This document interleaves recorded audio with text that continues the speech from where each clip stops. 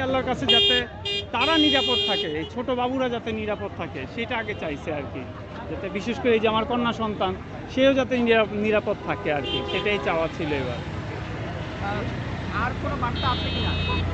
না, এটাই চাই যাতে রাষ্ট্রে যে হামের যে প্রভাব ছিল সেটা যাতে দূর করতে পারে এবং সবাই যাতে এই ভ্যাকসিনের আওতায় আসে। এবং বিশেষ করে এই স্কুল, তারপরে বিভিন্ন মাদ্রাসাগুলো তো এখন আমরা শুনি যে অনিরাপত্তার একটা ব্যাপার।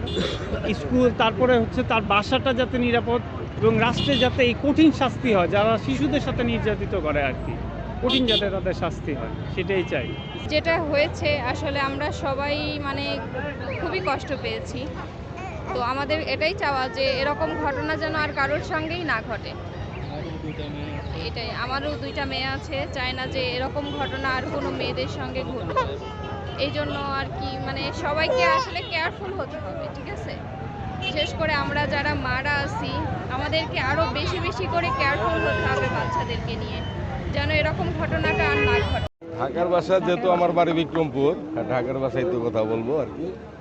আসলে আজকে জাতিতে নামাজ পড়ে নিজেকে খুব ভালো মনে রাখতেছে, কারণ আজকে দলমত নির্বিশেষে একেবারে নিচু শ্রেণীর লোক থেকে শুরু করে উচ্চস্থ পর্যায়ে রিক্সাওয়ালা থেকে শুরু করে প্রধানমন্ত্রী থেকে শুরু করে প্রেসিডেন্ট এবং সব শ্রেণীর মন্ত্রী পর্যায়ের লোকজনদের সাথে নামাজ পড়ছি।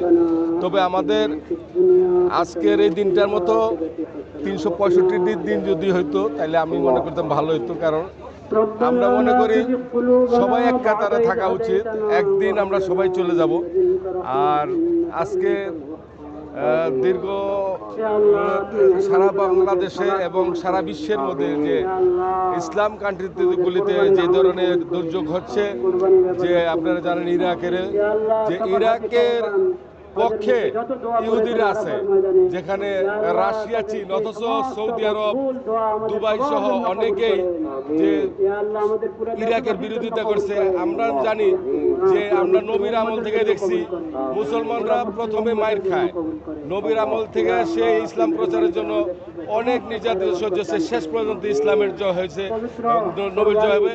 আমরা মনে করি সারা বিশ্বে যে মুসলিমদের যে হেদায়েত হওয়া উচিত, যারা ইহুদির পক্ষে কয়েকদিন যাবৎ আবহাওয়া খুব প্রতিকূল অবস্থায় ছিল।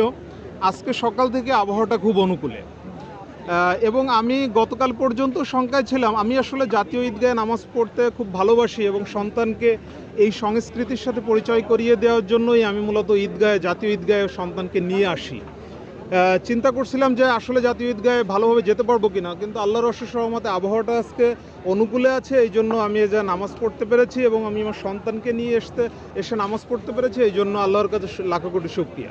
সেই সাথে আরও শুকরিয়া জানাই গণপ্রজাতন্ত্রী বাংলাদেশ সরকারের মাননীয় প্রধানমন্ত্রী এবং রাষ্ট্রপতি, দুইজনে একসাথেই জাতীয় ঈদগাহে ঈদের নামাজ পড়তে পেরেছে এবং তাদের সাথেই আমরা জাতীয় ঈদগাহে নামাজ পড়তে পেরেছি। এই জন্য আল্লাহর কাছে লাখো কোটি শুকরিয়া।